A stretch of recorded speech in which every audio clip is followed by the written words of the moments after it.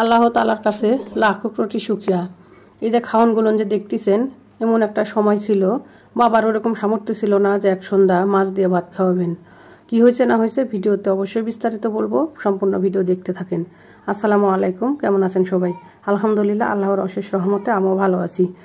তো কথা হচ্ছে কি, যে বাবা মা যদি মানে জন্মের পর থেকে বা বুদ্ধি হয়েছে পরে থেকে যদি আপনি জানেন যে বাবা বা মা অসুস্থ থাকেন এবং আর্থিক অবস্থা খুবই খারাপ, তার কিন্তু মানে সেই শৈশবকাল মানে কিভাবে কাটে, কতটা ভালো খাওন এবং ভালো পরন, ভালো পরিবেশ, এটা আসলে এই সিচুয়েশনে যারা ছিলেন তারাই অবশ্যই ভালো জানেন, তারা বলতে পারবেন।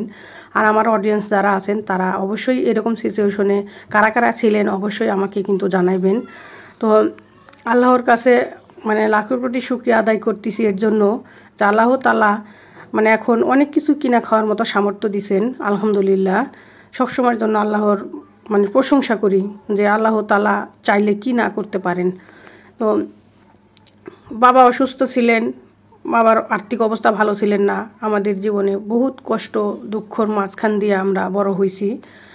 আল্লাহ তাআলা এমন একজন স্বামী কপালে জুটাই দিছেন যে সর্বোচ্চ চেষ্টা করেন ভালো রাখার জন্য। তো আমার স্বামীকে আল্লাহ তাআলা যেন ভালো রাখেন, সুস্থ রাখেন, আমি এই কামনা সবসময় করি। তার জন্য ভালো কামনা করি যে সে যেন সবসময় ভালো থাকেন, সুস্থ রাখেন এবং হালালভাবে যেন রুজি করে আমাকে খাওয়াতে পারে। তো অনেক কিছু বলে ফেললাম বলতে বলতে, যদিও বা যখন এই ধরনের কথা মনে আসে বা আপনাদের সাথে শেয়ার করতে যাই তখন কিন্তু অনেক কিছু বলতে বলতে বলে ফেলাই, বুঝতেই পারি না যে আসলে আমি কত দূর চলে যাচ্ছি, কি কথাগুলো বলতেছি। তো যাই হোক, অনেক কিছু বলে ফেলছি। এর মধ্যে কিন্তু আমার রান্নাটাও অনেকটাই হয়ে আসতেছিল। দেখলেন তো অবশ্যই আমি ট্যাংরা মাছ সুন্দর করে একেবারে আগের থেকে ম্যারিনেট করে রাখছিলাম নুন হলুদ আর গুঁড়ামরিচ দিয়ে। সেই মাছগুলো ভালো মতো একেবারে লাল লাল করে ভেজে নিলাম, নিয়ে একটা আলু আগে থেকে কুচিয়ে একটু নুন দিয়ে মানে ম্যারিনেট করে রাখছিলাম যে পানিগুলো বের হয়ে যাওয়ার জন্য। পানিগুলো ভালো মতো বের হয়ে গেছে, ওইটা চিপড়ায় উঠায় মানে বেশি করে পেঁয়াজ কাঁচামরিচ আর রসুন দিয়ে একেবারে লাল লাল করে ভেজে মাছগুলো দিয়ে আর কি ভেজে রাখলাম। তো দেখতে যতটাও সুন্দর হয়েছিল, খেতে কিন্তু মনে হয় তার সাথে বেশি টেস্ট হয়েছে। আমার হাজব্যান্ড কিন্তু খুবই পছন্দ করছেন এবং উনি এটা দিয়েই মানে সেহরিতে ভাত খেয়েছেন এবং ইফতারের পরে মানে রাত্রে যে খাবারটা উনি মানে এটা দিয়েই খাইছেন।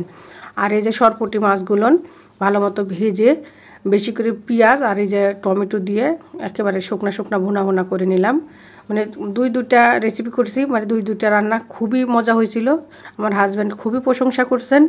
তো এই রমজান মাসে অনেকে আছেন যে ভর্তা ভাত জোটাইতেও অনেকটাই কষ্ট হয়ে যায় তাদের, আর মাছ ভাতের কথা তো বাদই দিলাম। এরকমও আল্লাহ তাআলা মানে সিচুয়েশনে রাখছেন অনেক মানুষকে।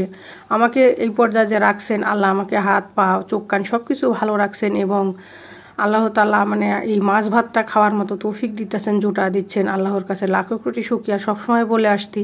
আর এই যে রান্নাটা দেখেন এখন ডান, কতটা সুন্দর হয়েছে কালারটা দেখতে। আমি এখন একটা বাটির মধ্যে যে সার্ভ করে নিলাম, কত সুন্দর দেখাচ্ছিল। আর আমার রান্নাটা হয়ে গেছে, সব কিছু পরিষ্কার করে গুছগাছ করে একেবারে নিয়ে যে টেবিলে গুছা রাখলাম। তো আমার রান্নাগুলো কেমন হয়েছে আর এইভাবে রান্না করে খেতে কোন কোন আপুরা পছন্দ করেন অবশ্যই আমাকে জানাইবেন।